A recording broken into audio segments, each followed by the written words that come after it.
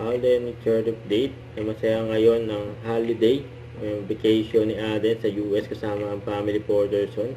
And Happy New Year and advance happy birthday kay Alden, Sa ating pa-update sa McDo ni Alden sa Santa Rosa, sabi opening soon McDo Barangay Kanduran, Santa Rosa. And this is it.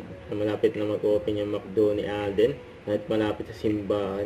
Open 2026. It's now unveiled, the historic McDonald's just across the Santa Rosa de Lima Parish Church.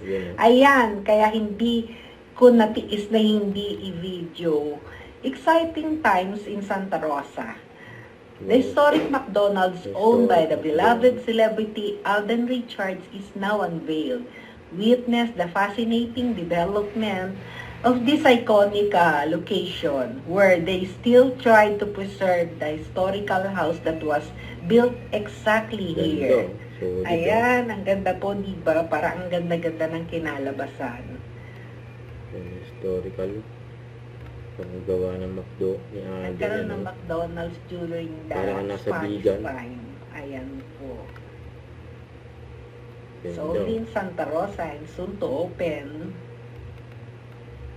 Pagsalubong po ng bagong taon, nananawagan po kami ng Philippine Animal Welfare Society na wag na po sana tayong gumamit ng paputok sa bahay dahil ito po ay nagdudulot ng matinding stress at takot at pinsala sa ating mga alagang aso at pusa. Maaari po tayong mag-celebrate sa ligtas na paraan upang masaya pa rin ang lahat kasama ng ating mga fur babies. No to firecrackers.